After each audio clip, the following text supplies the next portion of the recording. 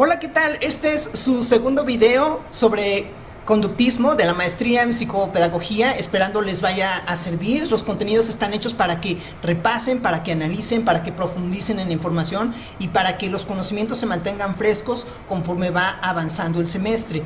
Esperando entonces que les vaya a servir. Se hace con la mejor de las intenciones y con idea de que mejoren siempre. El tema de hoy, como les comento, es conductismo y vamos a empezar con su análisis. El conductismo está caracterizado por cuatro autores principales: Pavlov, Watson, Thorndike y Skinner. Estos cuatro autores, tenemos el primero, que es Pavlov. Trabajó específicamente con animales y el trabajo se hizo a partir de estudios médicos, de estudios no relacionados con la psicología en sentido estricto. Por supuesto, estamos hablando de condicionamiento clásico, asociacionismo, etcétera, ¿no? En Watson tenemos el condicionamiento clásico en humanos, establecido como el estímulo incondicionado, el estímulo neutro y el estímulo condicionado.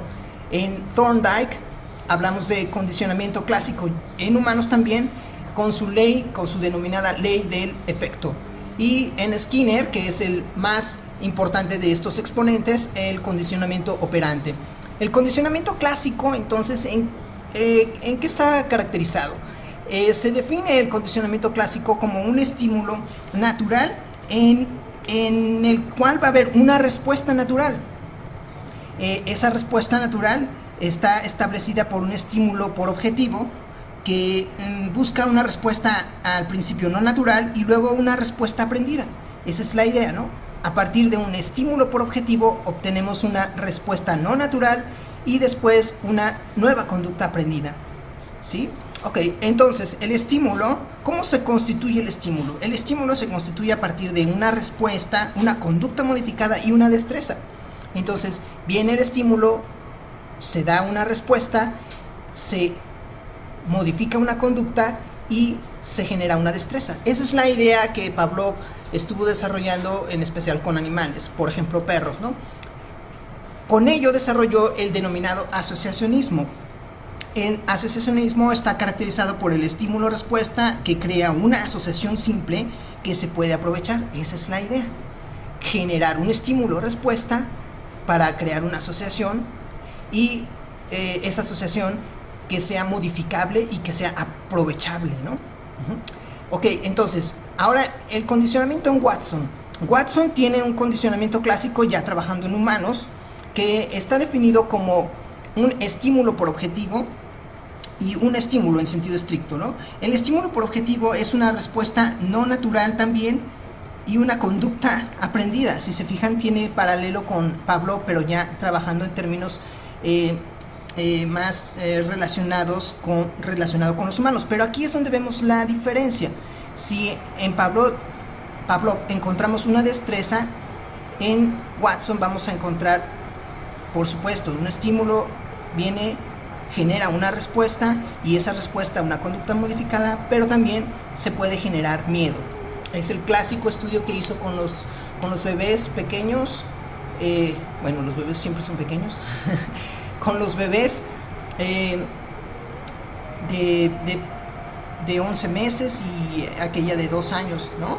Que les infundió miedo con ciertos estímulos generalizantes. Más adelante lo vamos a ver. Entonces se genera un estímulo incondicionado con un estímulo neutro y se obtiene también un estímulo condicionado. Estos no necesariamente son determinantes unos de los otros, sino que lo vamos a analizar más a fondo para ver cómo es ese estímulo, cada uno de estos estímulos, ¿no? Ahora bien, Thorndike nos permite conocer el condicionamiento clásico también en humanos desde una perspectiva del aprendizaje, desde ya pensando en términos de aprendizaje, lo que viene más directamente relacionado con nuestro paradigma, ¿no? Entonces su condicionamiento se define como el aprendizaje que resulta de asociaciones formadas de estímulos y respuestas, así como de ensayo y error. Esta es la clave de él. El término clave también es el término ensayo y error, O sea, si pudiéramos definir a Thorndike, lo tendríamos que definir como aquel autor del ensayo y el error, que trabajó esas dos categorías. Por supuesto, hablamos de respuestas correctas y se imponen sobre las otras. Es decir, por ejemplo, nosotros estamos cocinando un huevo y tratamos de hacerlo de la mejor manera. Por ejemplo, un huevo mechado que no es fácil de hacer, en el que se pone un pan, ese pan le haces un hoyo en medio y luego pones la yema de huevo y hay que evitar que ese pan, sobre todo el pan se queme, porque mientras se fríe el huevo se quema el pan. Entonces hay que hacer varios ensayos y errores para evitar que el pan se queme cuando nosotros hagamos el huevo. Esa es básicamente la técnica o la idea del ensayo y error en Thorndike, ¿no?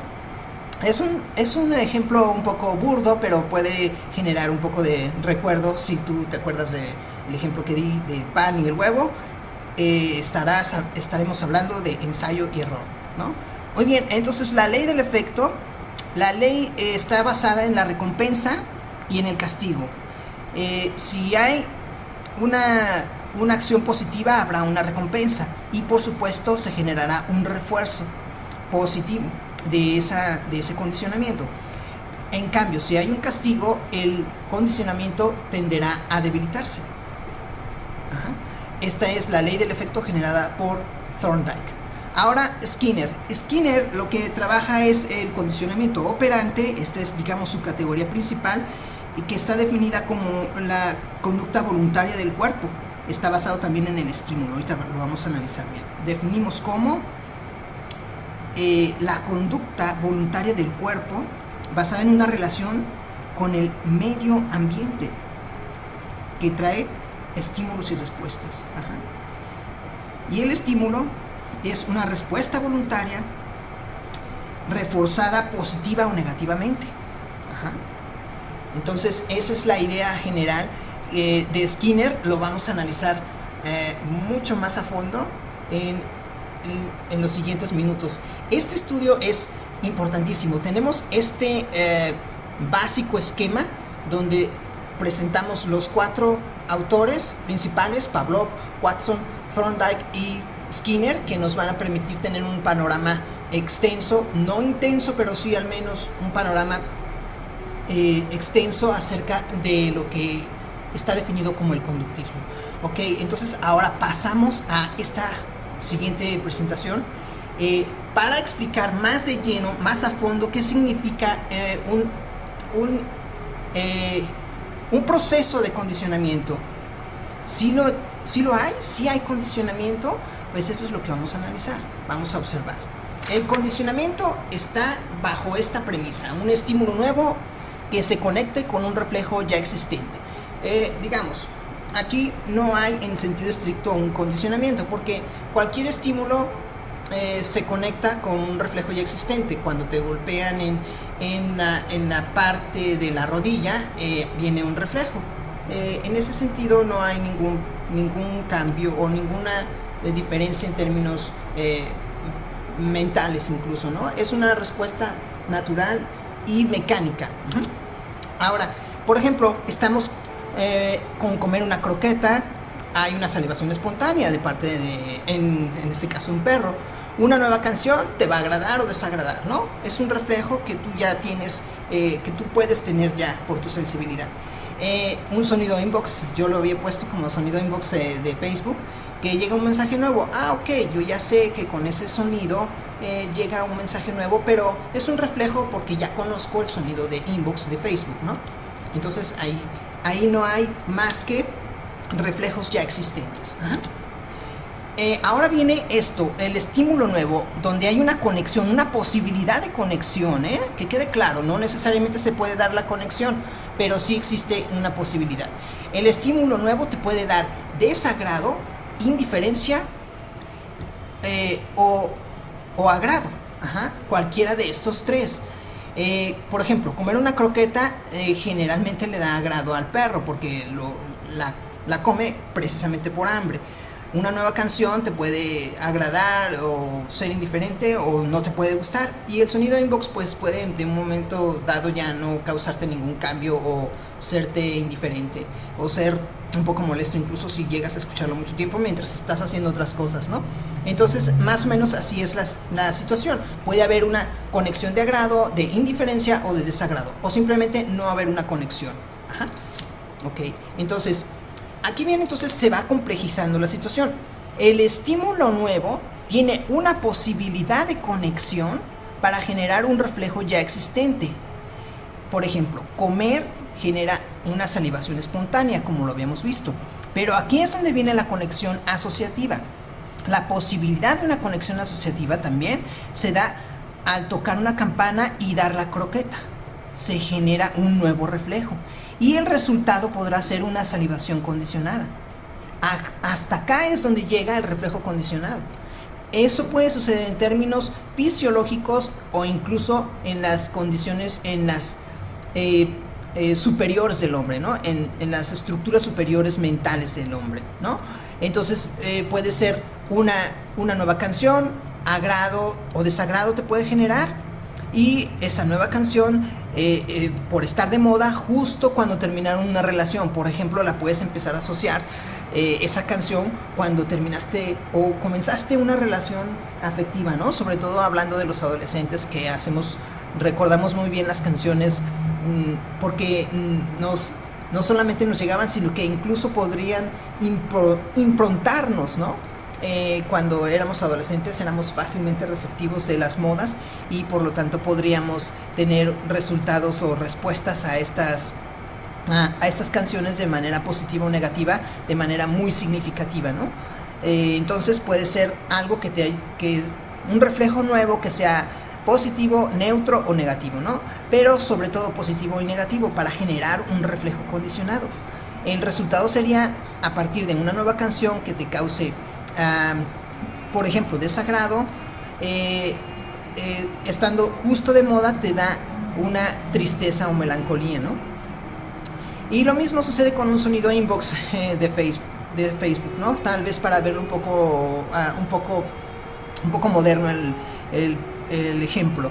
Llega un mensaje nuevo de una persona con algo importante o que genera agrado. Aquí ya estás condicionándote con el reflejo nuevo por la asociación que estás haciendo con esa persona, de esa persona con el sonido, y entonces se prioriza la atención al sonido. Tú ya quieres recibir más mensajes, ya estás condicionado con ese sonido momentáneamente porque sabes que vas a recibir una notificación o un comentario de un ser estimado, ¿no? Entonces por eso es una atención prioritaria porque genera agrado platicar con esa persona, ¿no? Ok, ahora bien, Pavlov, regresando un poco a Pavlov, ¿qué significa estímulo incondicionado, estímulo condicionante y reflejo condicionado? ¿Qué es lo que estábamos hablando? Y, por ejemplo, un estímulo intencionado es dar de comer. No tenemos ninguna intención de generar ningún tipo de condicionamiento, simplemente le damos de comer al perro, o el perro come por sí mismo, puede ser eso, ¿no? Luego viene el estímulo condicionante, es tocar el timbre. Aquí ya viene una correlación o una relación o mejor dicho, una asociación. Eso es lo que tenemos que tener claro, que hay una asociación de comer cuando el timbre toca. Y por supuesto el perro inmediatamente va a generar salivación.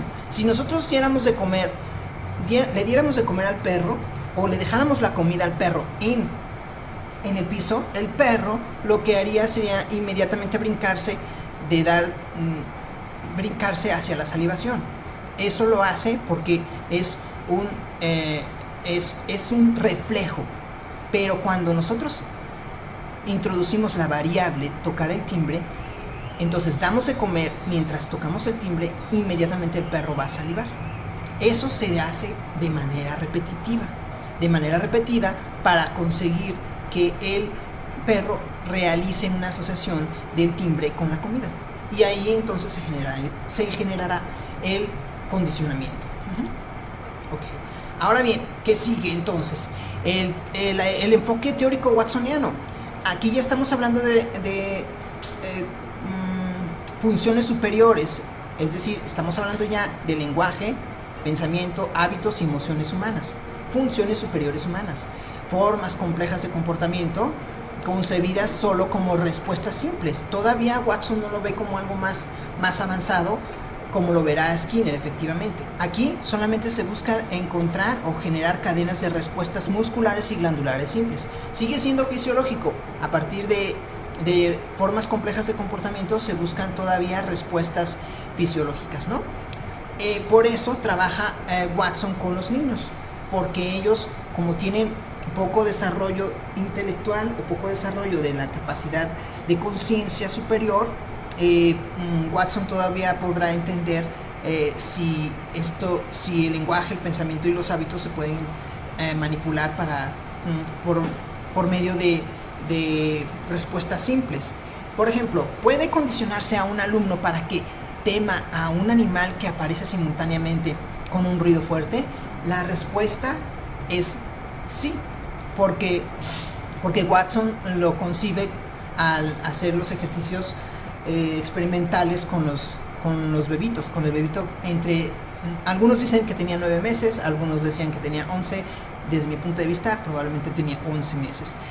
¿Se transferirá tal miedo a otros animales u objetos inanimados? O sea, el miedo original que generó Watson con el bebé al presentarle un animalito, ¿lo podrá generalizar con los demás? Sí, porque Watson colocó un objeto blanco, después logró que se asociara con un ratón blanco y después le presentó objetos o animales o situaciones donde intervenía el color blanco y se transfería el miedo a los objetos inanimados y a otros animales de color blanco. ¿Cuánto tiempo persistirá tal miedo? Eso lo concibió después y consideró que el tiempo podría ser variable, ¿no? Ajá. Ok. Ahora bien, ¿qué sigue en el análisis? Aquí sigue lo que les comento. Se le presenta un objeto blanco, un ruido fuerte al niño para generar un susto. Después se hacen repeticiones. Se le presenta una rata blanca, si tú te fijas bien el objeto blanco, luego la rata blanca, sigue el ruido fuerte y se genera un susto. Después se le presenta una rata blanca y de inmediato aparecerá el susto. Ya no será necesario el ruido fuerte porque ya hubo un condicionamiento clásico watsoniano en este sentido. La asociación ya se hace mecánicamente o digamos directamente la asociación. Okay. En este caso hacemos una reflexión. ¿Por qué ponemos atención solo a la conducta cuando destaca por ser diferente? Y especialmente cuando resulta afectante, interfiriente. Es decir, cuando un niño se porta mal, ¿por qué solo cuando se porta mal ponemos atención en su conducta? ¿Por qué no ponemos atención en las conductas positivas o en las conductas de cotidianas de todo momento? Muchas veces nada más decimos que un niño tiene mala conducta y utilizamos el término conducta en momentos peyorativos, ¿no? Es decir, en situaciones negativas. Ajá. Entonces es un punto para la reflexión. Ok,